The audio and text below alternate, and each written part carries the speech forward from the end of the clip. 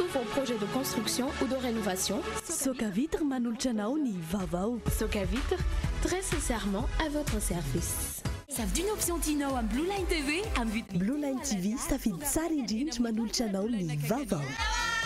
Blue Line TV safidy tsara indrindra. La couche molle fixe est beaucoup plus absorbante que les autres couches connues. Les couche molle fixe manolotra anao ny fampalalam-baovao. La 4G Batelma vous présente ny Vaovao. Raha tianao hanaraka fivoaran'ny teknôlôjia hatrany ao an-tokantrano ka mitady ny lafatra sy ny mora dia tonga fa mitsidika ny magasin Vista ampitany Saint-Georges tsara lalàna. Magasin Vista manolotra anao ny fampalalam-baovao.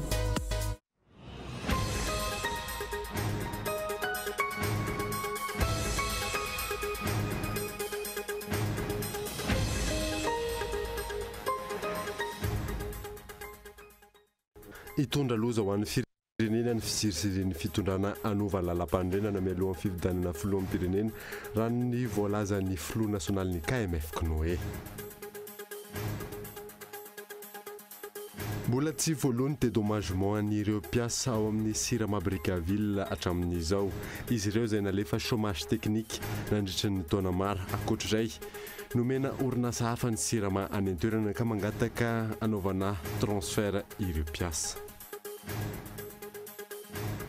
Herinandro katroka mialohan'ny andron'ny Krismasy mitobaka ireo akoho-mamborona eny an-tsena.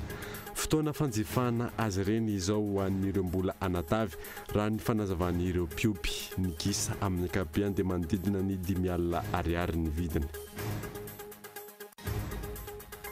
Mitaraina ny mponina any amin'ny faritra avaratry ny nosy manoloana ny fiakaran'ny vidim-piainana any an-toerana. Ankehitriny efa tafaraka hatramin'ny 2 hetsy ariary ny gony iray amin'ny vary raha ny fanazavana. Maresaka iraisam pirenena salanisa 450 faingo 7,500 no nazahoan'ny Sébastien Pinera ny fividianana ho filohan'ny pirenena tao Chili teo amin'ireo 7,600 ny vatom-pividianana. Izy indray izany arak'izany no hitondran'ny Chili amin'ny taona 2024 hatramin'ny taona 2022. Na didin'ireo arahanao afaka fotoana fohy.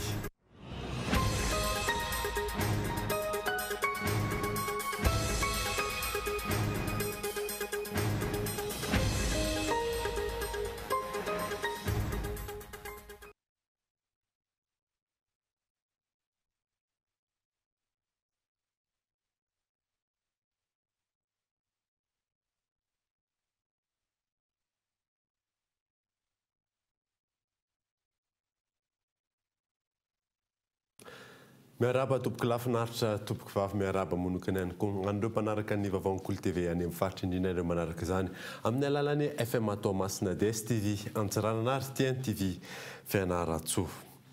Ny anomboantsika ny Vaovao amin'ity alina ity dia hitondra loza ho an'ny firenena ny fisirisiriny fitondrana anova ny lalam-panorenana mialohan'ny fifidianana filohan'ny pirenena raha ny voalazan'ny filoha nasionaly ny KMF Knoe. Fanadiny Andra Arson. Maro ireo fomba nanazavaan'ny mpitondra SVM efa tapitra fiam-potoana iasana ifikirana seza. Isan'izany ny amboletra tiany atao amin'ny anovana ny andiany sasatsasany ao anatin'ny lalam-panorenana. Efa tsy niafina intsony izy ireo ny aona sy nampirisika ireo parlementaire andresy lahatra ny vahoaka amin'ny tokony anovana ny lalam-panorenana mialohan'ny fifidianana filohan'ny pirenena. Ireo solombavam-bahoaka no ampirisihana hitondra tolo-dalàna momba izany. Manoloan'izany dia nanambara ny filoha nasionaly ny KMF Knoe Andria Malaza Ray Andoniaina izay miatrika ny Assemblée régionale ny faritra Atsinana ity fikambanana ity izay tanterahana any Toamasina amin'izao fotoana izao fa hitondra loza ho an'ny firenena ny fiziry izy ireo mpitondra hanao izany fanovana ny lalam-panorenana izany. Andona ny fanavaozana na fikitihana lalam-panorenana ity ny KMF Knoe dia mahatsapa ary mahita dia manamafy ny taona fa amin'izao ambiance électorale nilazako azy satria nanomboka tamin'ny voalohan'ny volana Decembre voalohan'ity volana ity zany tsika no efa nanomboka ny révision annuelle ny liste d'électeurs ty tsy an'izany efa ao anatin'ny processus électoral tsara tika zao noho izany raha ao anatin'izao fiketrehana sy fanomanana fatratra ny fifidianana zao no anaovana fanovana na fikitikitihana lalam-panorenana dia mbola mahafisina iatrany fa hitera-doza ho an'ny firenena zany amafisiny eto ary fa ny andininy fa 9 fa 7 andalam-pandrenana tsy mbola nahatonga krizy teto Madagasikara mihitsy hatramin'izay satria efa nisy foana tao anaty lampandrenana fa tsy izinay ny manana fahefana mba tsy lazako hoe ireo mpindra fahefana fa ny fampiasana tafahoatra amin'ny tsy tokony izy ny fitaovam-panjakana fampiasana fitaovam-panjakana any amin'ny fironana politika fampiasana fahefana mpanjakana any amin'ny fironana politika ny zavatra toy izany no miteraka atambo miteraka krizy eto amin'ny firenena dia antso ny ataon'ny KMF hatrany mba ho tonga saina ny manana andraikitra rehetrarehetra tsy jabaka hozy ny fitenin'ny tanora. Ankoatrany amboletra amin'ny anaovana lalam-panorenana dia hita ihany koa amin'ilay vakirako an'ilay volavolan-dalàna fifidianana filoham-pirenena ao amin'ny andiany faharoa an-dalàna fahafito izay efa nentina taminao teto amin'ny fampahalalam-baovao Kolo TVFM tamin'ny sabotsy lasa teo ny kajikajy hifikirana amin'ny toerana manoloana ny fatahoran'ny mpitondra ankehitriny ny fifidianana. Efa tsy takona fenina nintsony koa ny mpanara-baovao maro ny tsy mamamy hoditra ny SVM manoloana ny akamaroan'ny vahoaka malagasy noho ny tsy fahaizan'izy ireo ny tantana raharaham-panjakana sy ny tsy fananan'izy ireo politika matotra ho amin'ny fampandrosoana. Ka izao tsy enatra tsy tahotra manao amboletra sy kajikajy hifikirana amin'ny seza izao. Eo ankora mihevitra fa matahotra mafy ny amin'ny mety hitaky ny fitsarana ao aoriana ao amin'izy ireo ny fananam-pirenena natao tantely afa-drakotra ny mpitondra ankehitriny ka miezaka mifikotra mafy amin'ny sezany. Mbola tsy voalohany dédommagement an'ireo mpiasa ao amin'ny sirama Brickaville hatramin'izao izy ireo izay nalefa chômage technique nandritry ny taona maro ankoatr'izay moa dia nomena orinasa hafa ny sirama any an-toerana ka mangataka ny anaovana fifindrana na transfert ireo mpiasa ka etan Andriatsilavo.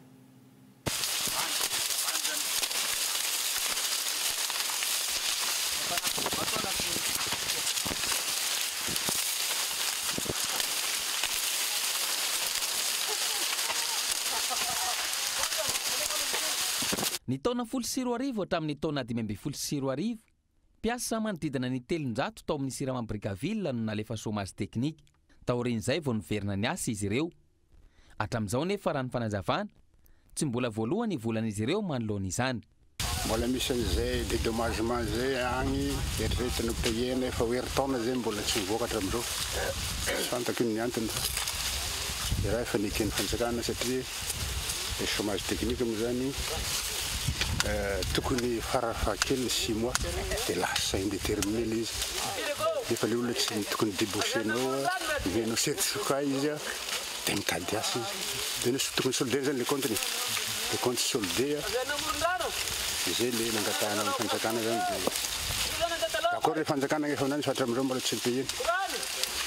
Ankoatr'izay nomena orinasa vaovao iray ny tanin'ny sirama ao Brickaville tany mamokatra fary manodidina ny 400 hektara izay mizara ho quartier roa. Manoloana izany ihany koa dia mangataka ny anaovana transfert ireo mpiasa teo aloha.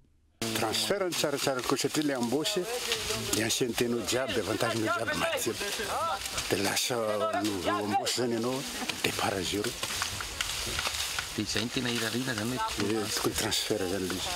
Nareo ve efa manao dingana ahafahana manao an'izay fa misy karazana lobbying zany nataonareo hoe aleo transfert efa misy syndicat nareo mitaky an'izay.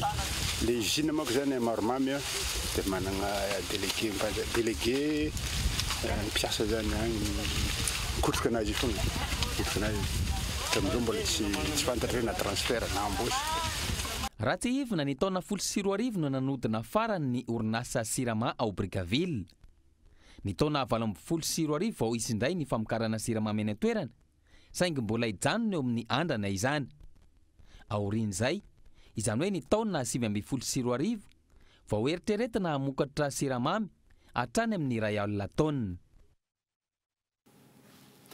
Mitony fanehoan-kevitry ny mpahay toe-karena mahakasika ny fitantanana ny orinasa jirama.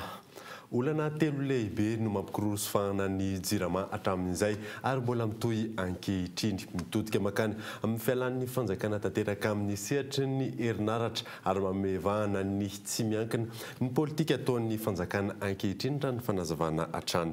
Lili Rabiata.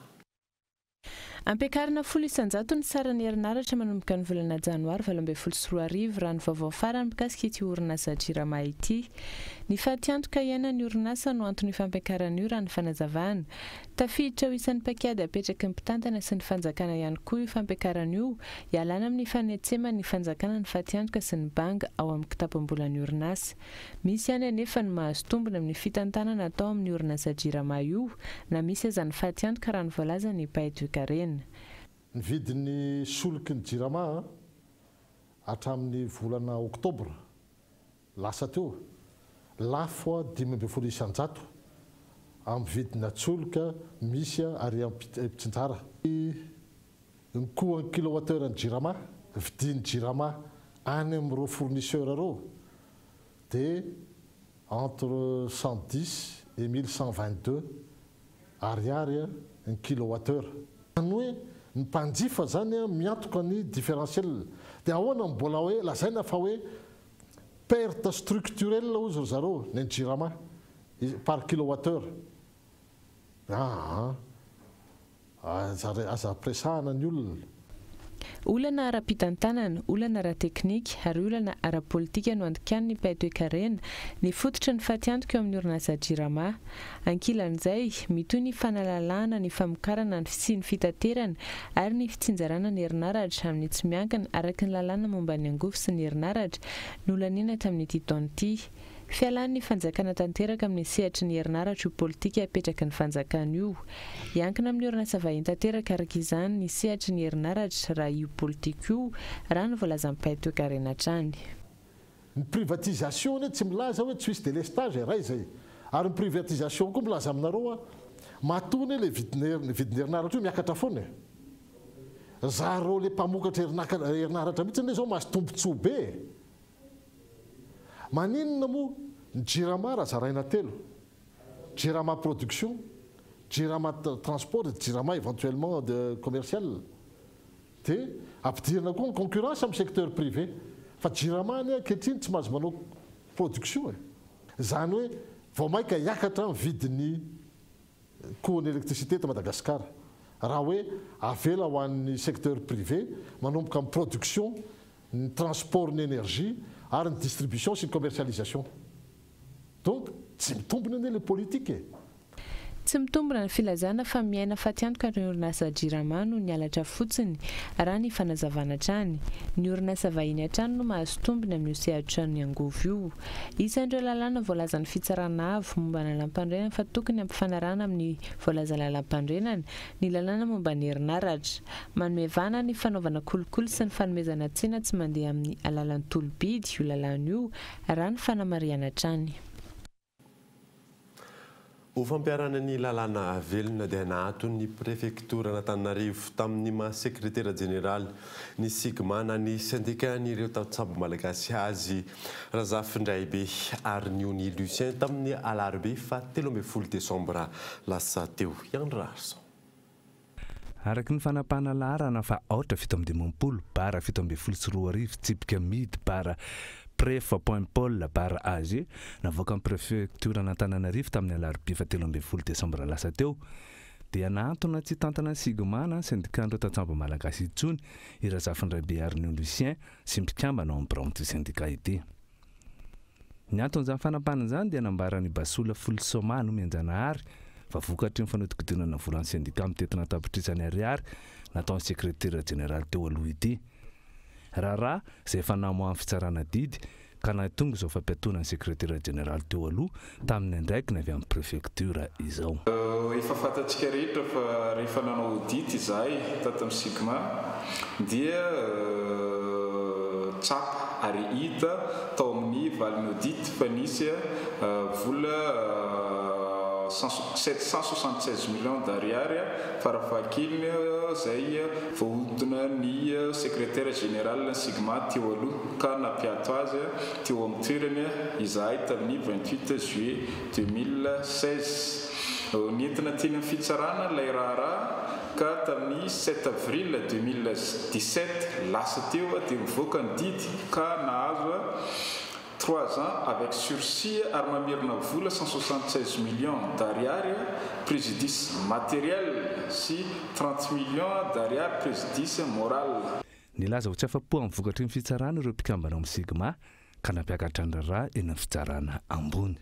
Zay le voalaza tetsy ambony hoe anao fanavaozana tanteraka ny fomba fitantanana izay, anao fanavaozana tanteraka ny birao, anao fanavaozana ny tontolo ao anatin'ny sigma izay, ary anisan'izay ny fototra ny mahasindika ny sigma dia ny statut sy ny règlement intérieur dia efa misy fanavaozana rehefa misy commission izay atsangana hikarakara ny fanavaozana ny statut sy ny règlement intérieur mba tsy isinony izay fadisoana izay nisy teo aloha sy fanararaota-pahefana nataon'ny secrétaire général teo aloha, ary hoanatra ho an'ny zay ho secrétaire général andimby eo amin'ny fotoana manaraka zany dia tsy maintsy amatsaraina sy amafisina ny tena didy fitantanana ao anatin'ny sigma. Nanamafy koa tsireto mpikambana vaovao amin'ny sigma ireto izay tafaresaka tampanao gazetiny Kolo TV FM fa hanao fivorim-be andraisy andreo mpikambana rehetra anjara manerana ny nosy anavaozana ny lalàna anaty mifehy azy ireo sy hanao fifidianana ihany koa ifidianana izao birao vaovao andrafitra ny sigma mba tsy hiverena ny disadisa izay efa nahatra taona maro tao amin'ity sigma ity.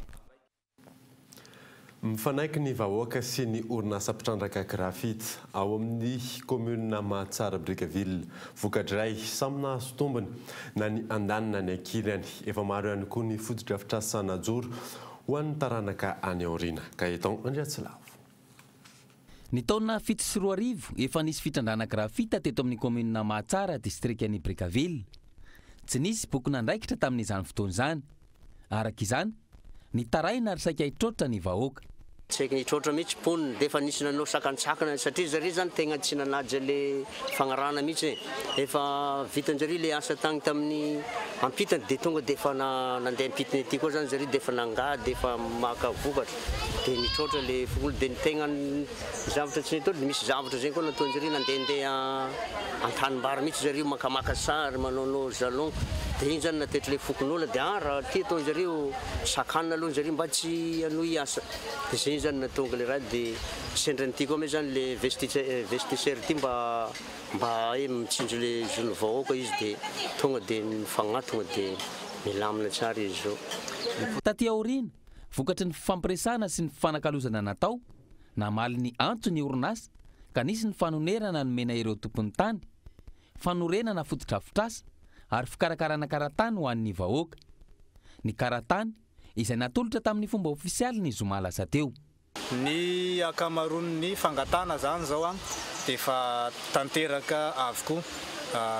Ny rano isaky ny fokotany zany zao no mbola tsy tanteraka hatramin'ny farany satria miezaka mandeha tsikelikely ary miandry andro mafana eo ampanataterana. Rehefa mitsahatra ny orana zany fa afaka manatanteraka an'izay tsika. Ny tamin'ny resaka compensation indray zany ho an'ny vahoaka naka cabinet manokana zay manao ny étude économique an'ilay vahoaka. Rehefa vita ny étude économique an'ilay vahoaka dia mamoaka izy ireo hoe ireto ny tarifa tokony anatanterahana ny compensation eo amin'ny vahoaka sy ny tompon-tany. Ohatra iray azo tsapaitana na ahafahana mandamina ny fitrandrana eto amintsika ity niseho eto amin'ny komuna Mahatsara ity. Mila ovana ny toe-tsaina ho entina mampiasa ny lalàna mba hahay mijery ny tombotsoa eo ambonana, hoy ny eo anivon'ny sif na ny sehatra eo ambonan'ny fananan-tany. Ny mpitondra ny tokony hanome ohatra voalohany amin'izany. Ho azavaiko le izy rehefa tsy mijery ny ombonantsika dia misy fiatraika amin'ny fiainany tsirairay zay. Ohatra rehefa tsy mijery ny ombonantsika ohatra ny lalana verina amintsika nge zany ka io le toe-tsaina mijery ny ombonana io le io ngamba le ataoko hoe fitiavan-tanindrazana na le patriotisme. Rehefa mijery ny ombonantsika dia misy tombotsoa an'ny rehetra ary maharitra zany.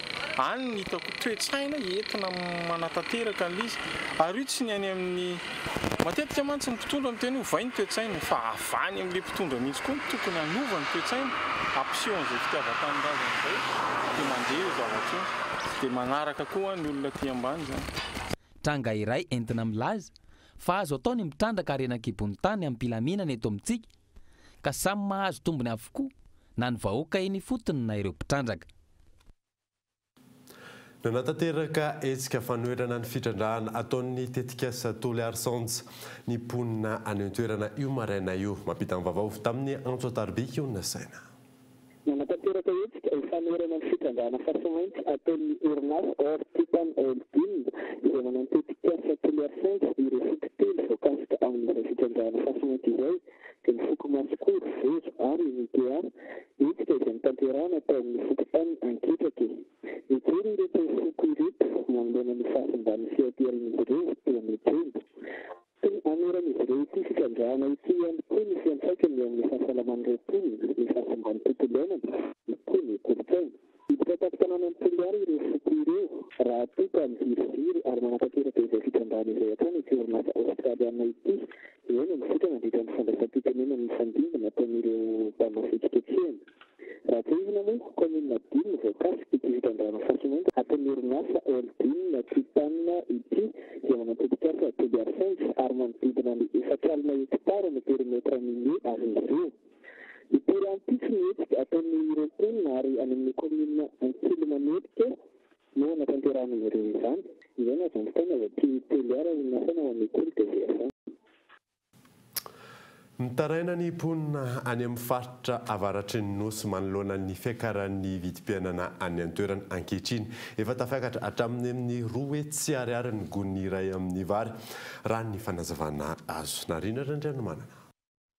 Ny farany herinandro lasa teo na ina ny fihetsem-bahoaka tany Antsiranana isan'ireo nampitarana ny mponina tany toerana ny fiakaran'ny vidim-piainana indrindra ny vidim-bary manodidina ny 10 ariary ny kapokany vary ary tafakatra hatramin'ny 9 sy 1 hetsy ariary hatramin'ny 2 hetsy ariary ny gony iray raha ny fanazavana miatraka mivantana amin'ireo mpianatra any amin'ny faritra avaratry ny Madagasikara izany. Tena marina zay satria misy fiantraikana amin'ny mpianatra izy satria ny ray aman-dreny rehetrarehetra zany agny lasa sahirana koa zany ny ray aman-dreny sasantsasany vis-à-vis zay zava-misy zay amin'ny fiantohana zay mpianatra ty. Io zany sarotra be ny amaratra azy hoe nanomboka tamin'izao na tamin'izao fa isan-taona zany izy miakatra foana satria miakatra koa les produits d'exportation miakatra dia miakatra koa le vary. Ny vokatra lavanila izay miantoka ny 20 isanjato ny tsena iraisam-pirenena ary nena teo amin'ny 30 isanjato ny famokarana tamin'ity taona ity tao aoriana ny fandalovan'ny rivo-doza ENAO. Manampitrotraka manarak'izay ny tsy fandriampahalemana izay miteraka halatra lavanila izay manjaka ny toerana. Amin'ny ankapobeny zany tonga dia amin'ny mpianatra zany miantrehana satria tsy olona rehetrarehetra manana fahefana izaka le resaka produit d'exportation fa misy koa zany tsy anatiny. Raha malala ny fisiany le vanila zany aminay ny rehetrarehetra dia iny anisany mampakatra ny vidim-piainana any. Tsy mijanona hatreto andrenivohitra ihany ny fiakaran'ny vidim-piainana indrindra ny vidim-bary izay foto-tsakafon'ny malagasy miakatra isan-taona ary tsy vahaolana ny fanafarana vary izay ataon'ny fanjakana entina hamana ny olana eny an-tsena raha tsy ivina manodidina ny 700 ariary ny elanelam-bidin'ny vary 1 kilao raha tato anatin'ny 3 taona farany. Fotoanany dogavarotra isika izao mialohan'ny anarantsika ny fanomanana amin'izao akatoko ny fety izao na ny resaka kilalao izany na amin'ny resaka vorona ijery ihany koa isika ny vokatra tamin'ny andro faha 18 Ligue 1 any Frantsa any rehefa avy eo ary.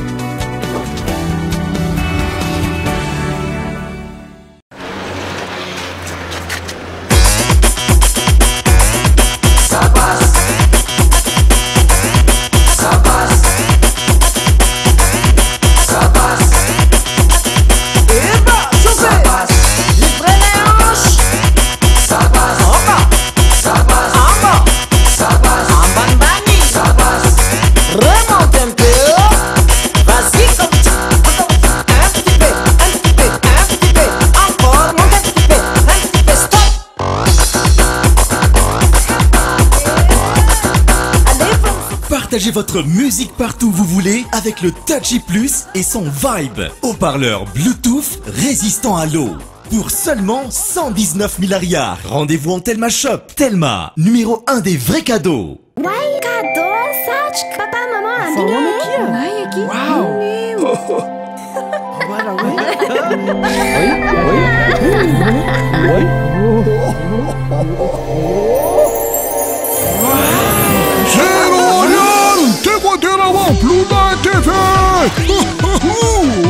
Misy loka maro be amanjatra no zaray isan-kerinandro rehefa mividy na mamana bouquet. Blue lente ve safidy tsara indrindra.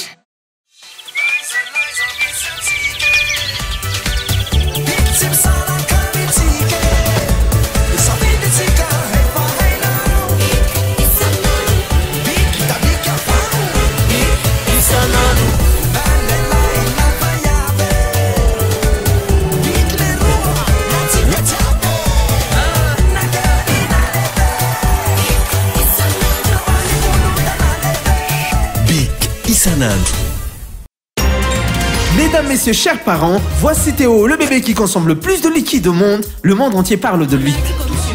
La vraie question est de savoir, quelle couche peut absorber autant de liquide? Quelle couche Théo utilise-t-il? Mon fils Théo utilise bien sûr la couche de bébé la plus absorbante, la couche molle fixe. La couche molle fixe est beaucoup plus absorbante que les autres couches connues. Les bébés sont sous protection de jour comme de nuit, chaque jour de la semaine. Molle fixe. Maman.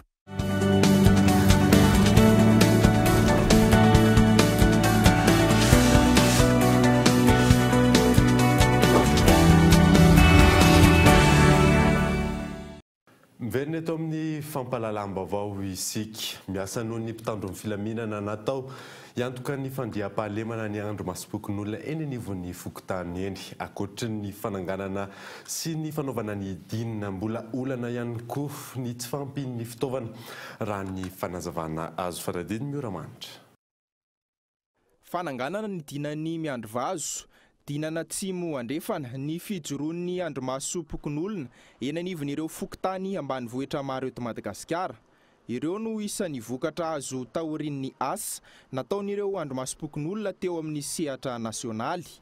Raha ny tatitra azo tamin'ity taona ity, isan'ny fitaovana manampy ny mpitandro filaminana sy ny tompon'andraikitra eo anivon'ny fokontany sy ny commune, ny fisian'ny dina sy ny andro masopokin'olona. Ny tsy fahampian'ny fitaovana no olana tsy ahafahana manao ny asa andavanandro. Ary dia manao antsoavo any mpitondra fanjakana sy ireo mpamatsy vola mba hijery akaiky ny fampitaovana andreo andro masopokin'olona, polisy communale, vomera fandriam-pahalemana ary carte mobile any anatin'ny fokontany tsirairay, indrindra fa ny atao anatin'ny bureau national amin'ny fampandehanan-draharaha.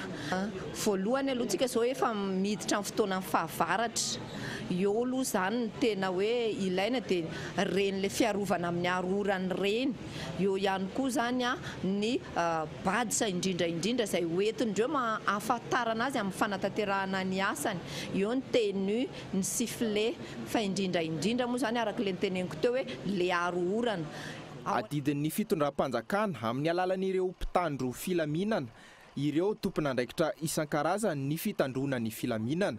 Ny polis-pirenena eo ambany fahefan'ny ministeran'ny filaminam-bahoaka no tokony iantoka ny fitandrona ny fandriam-pahalemana sy ny lalàna an-tanan-dehibe. Ny zandarmaria kosa no tokony iantoka ny fitandrona ny fandriam-pahalemana sy ny lalàna any ambanivohitra. Raha ny zava-misy tsy voafehan'ny fitondram-panjakana, ny olona mikasika ny fandriam-pahalemana indrindra any amin'ny faritra ivelan'ny renivohitra. Fiatrena ny fetin'ny Noely kosa indray dia misy amin'ireo ray aman-dreny no manokana teti-bola hividianana kilalao ho an'ireo zanany araka ny enti-manana. Saika manaraka ny teknôlôjia sy ny fanatotoloana ireo kilalao hita eny an-tsena eny ankehitriny. Fezora Valy. Herinandro katrika mialoha ny fetin'ny krismasy, samy miomakomana sy mijery kilalao ampifaliana ireo zanany ireo ray aman-dreny. Misy amin'izy ireo no manokana teti-bola hividianana kilalao ho an'ny zanany arak'izay eo ampelantanany. Budget amin'ny kilalao amin'ny fotoana ity zany tsy dia misy atao budget fa izay ananana ihany no atao. Eo amin'ny 200 000 francs zao no lalifany zanako ankizy ray efa taona karama dia atokana eo anazy zany. Maintsy miezaka amin'ny mampifalifaly ny ankizy sa fetiny andro e. Efa mba nanomana ihany aloha. Fa raha misy mampy mandeha tsara ny tsena dia mety mba mihoatra kely alefa ny eritreretina zany. Fa ny ankizy zany no tena hitadiavana aloha dia aleo ny ankizy mena falifaliana sady fetin'ny ankizy zao.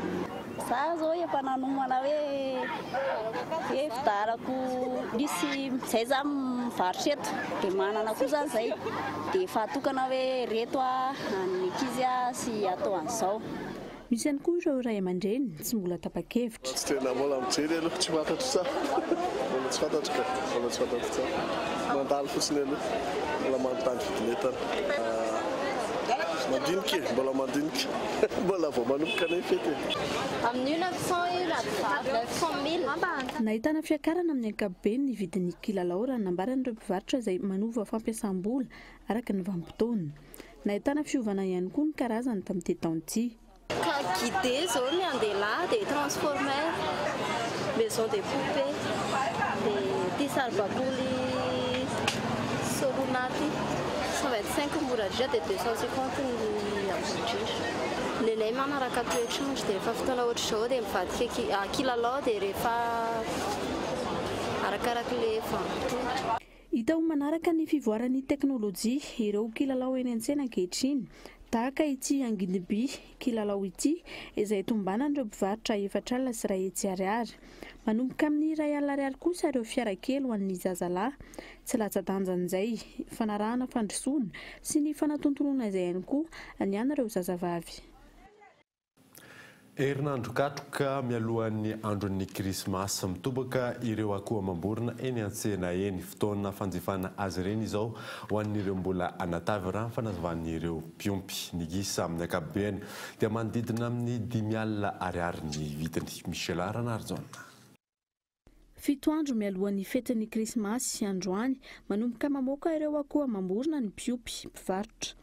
Amin'ny ankapobeny ny gisa no alefa mialoha noho izy ireo sarotsarotra amidy, manaraka kosa ireo vorona hafa. Fotoana ihany koa anjifana izao raha fanazavan'ireo mpiompy sady mpivarotra ho an'ireo izay mbola mieritreritra anatavy mialohan'ny fety. Ny fotoana izany dia rehefa tena hoe akaiky ny fety 24, 23, 24 eo. Satria ilay aloha be izany tsy tian'ny olona miazona ny ohatrany fa fikarakarana azy manahirana. Dia nenay izany ohatran'ny hoe toerana izany izao tsy maintsy akaranay mialoha amin'ilay fihazomanay an'ilay toerana azy be da be mivarotra dia manjary ilay manao lehibe loatra tsy laitra. Fikarakarana anazy izany dia arakarany ohatran'ny fikarakarana zavatra rehetra ihany, villa sy katsaka fotsiny hoaniny dia efa vita dia efa velona izy. Dia rehefa manomboka lehibe izy izany dia tsy maintsy hoe mamorose kely katsaka ianao vary masaka raha hoe tiana atavy izy, fa raha tsy ataviziny izy izany dia ampombo fotsiny dia efa mety aminazy. Mahazo tombony kokoa raha ny fanadihadiana nataony mividy mialohan'ny fety ary manatavy noho ny manjifa akaiky fety na eo amin'ny vidiny fa indrindra eo amin'ny lanjany. Tena tanana izy mety tena mbola matavy. Raha ohatra hoe mividy izao raha ohatra hoe manatavy kely dia misy tombony kely varavety. Dia mividy amin'ny fety efa tsy misy safidiarana intsony fa avy eo dia eo. Amin'ny ankapobeny 5,3 alina ariary hatramin'ny 9 alina ariary ny vola tokony homanina amin'ny fividianana gisa amin'izao andro fisokafan'ny tsena ny akoho amam-borona izao. Vidin'izay mbola hitombo rehefa andro vitsivitsy mialohan'ny fety. Afaka andro vitsivitsy kosa no hanomboka ho tonga eny an-tsena ny vorontsiloza sy ny gana. Lafim-baovao hafa kosa indray dia kolontsaina mitahiry ny fanajana sy ny asin'ny ray aman-dreny ny fanaterana solom-body akoho. Saika ny ankamaroan'ny malagasy manatanteraka azy io indrindra rehefa akaiky tontaona toy izao. Fanadina. Maro amin'ny malagasy no manatanteraka fanolorana solom-body akoho amin'ny ray aman-dreny rehefa akaiky asaramanitra toy izao. Marika iray mampiseho ny fanajana ny ray aman-dreny izay no hevitra fonosony fanolorana solom-body akoho io. Fanomezan-kasina ny olon-dehibe amin'ny alalan'ny fanaterana solom-body akoho na vodiena tsy voatery amin'ny andro fety ihany fa rehefa mamono vorona dia tokony hisy hatrany izay fihetsika izay. Io tena mengy amin'ilay hoe kolontsaina malagasy fotra ilay hoe asina ina ilay asina hoe fifanajana. Ny ray aman-dreny fanaja, tanora fanaja, ny zaza fanaja, izay ilay asina. Fanaja izany ny olona. Ka ao anatin'izay fanajana izay no tena nametrahana an'ilay hoe vody akoho aterina ho an'ny olon-dehibe. Indrindra ny tsika malagasy na ataontsika hoe vorona izany na biby izany dia ny vody akoho ohatra ho an'ny ray aman-dreny. Ny olona hajaina ohatra ny hoe ny vody hena amin'ny omby dia ny olona hajaina no mihinana vody hena. zany hoe tena hoe misy kolotsaina mihitsy zany le izy noho ny fahasahiranana mitombo hatrany maro no tsy mahavidy akoho amam-borona intsony ny fanolorana vola araka izany no anehoany solombody akoho io zao ny olo efa tsy betsaka ntsony mihinana vorona amin'ny fety zany a fa tena sahirana kanefa raha mbola mitazona n'le kolotsaina malagasy ianao a dia amin'ny andro fety ohatrony ray aman-dreny omina solombody akoho vola zany indray dia tsisy fetrany na ohatrina fa le fitiavana mihitsy mitahiry ny kolotsaintsika sy fanajana ny ray aman-dreny efa mihavery izay kolotsaina izay eto amintsika mijano eo amin'ireo ray aman-dreny ihany fa tsy hita taratra ny fampitana fahalalana amin'ny taranaka teorina ilaina ny fameloma maso indray ny kolotsaina sy ny soatoavana mba hisiany ny fifanajana hatrany eo anivon'ny fiarahamonina. Vaovao ara-panatanjahantena kosa indray tontolon'ny baolina kitra totosa omaly ny andro faha-18 ny Ligue 1 any Frantsa anona ny marika izany fifandonan'ny Olympe resy ny Olympique de Marseille raha niona tamin'ny Olympique Lyonnais ho tanterina aminao ary mivokatra tamin'izay andro faha-18 izay arahoary. Tanterana omaly ny andro faha-18 ny Ligue 1 tamin'izany no nandavony ny Olympique Lyonnais ny Olympique de Marseille tamin'ny isa roa tsy misy niezaka ny ady hatramin'ny farany andavo ny mpifanandro izany ny Olympique de Marseille tsy nanaiky manoloana izany anefa ny Lyonnais vokany teo amin'ny minitra fahaenina no nampiditra baolina voalohany ho an'ny Lyon ina Belfekira raha tany amin'ny minitra faraka amin'ny 10 no nanampy izany isy izany Mariano raha ohatra no ny voany OCG Nice ho mpandresy manoloana ny Girondins de Bordeaux io izy ihany koa nandavony Nantes ny SCO Angers na dia teo aza izany rehetra izany mbola mitazona ny lohalisitra amin'ny filarana ankapobeny aloha hatreto ny PSG manaraka koa i Monaco any amin'ny larana fahatelo sy fahefatra kosa no misy ny Olympique Lyonnais ny Olympique de Marseille ary mitoetra ao amin'ny larana fahadimy Nantes any amin'ny faritra mena telo farany kosa no misy ny Lille l'OSC ny SCO Angers ary ny Metz. Maresaka iraisam-pirenena kosa indray dia Salanisa 450 faingo 750 isanjato nazahoan'ny Sébastien Pinera ny fividianana ho filoham-pirenena tao Chili teo amin'ny 750 isanjato ny vato fividianana izy indray araka izany no hitondra ny Chili amin'ny taona 2024 hatramin'ny taona 2022 fananio amin'ny sariny France 24.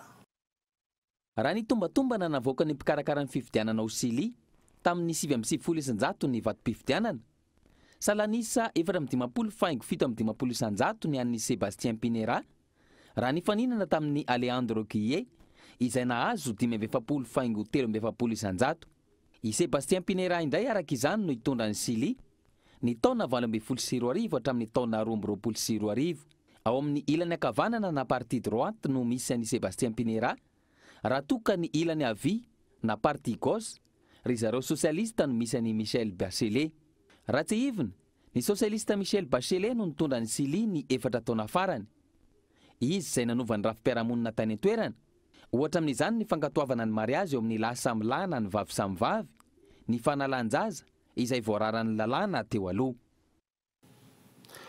Alohan'ny sarana dia averina aminao rehefa vaovao-songadina tamin'ity alina ity. Itondra loza ho an'ny firenena ny fizesireny fitondrana anovan'ny lalam-panorenana mialohan'ny fividianana filoham-pirenena raha ny voalazan'ny filoha nasional'ny KMF Knoe. Mbola tsy voalohany dédommagement an'ireo mpiasa ao amin'ny Sierra tamin'izao izy ireo izay nalefa chômage technique nandritry ny taona maro.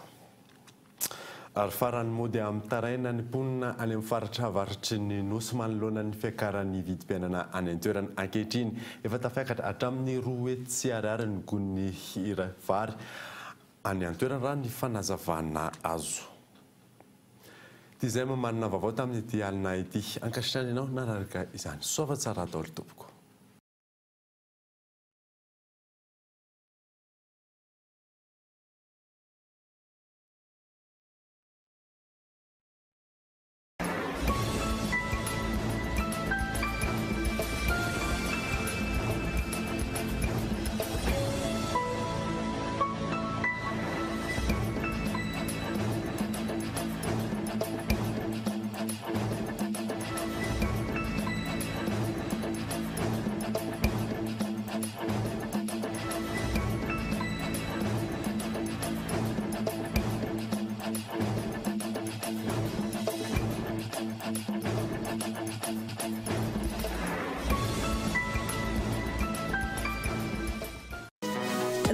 miaraka fivoaran'ny teknôlôjia hatrany ao an-tokantranonao ka mitadiny lafatra sy ny mora dia tongafantsika ny magasin Vista ampitany Saint-Georges tsara lalàna.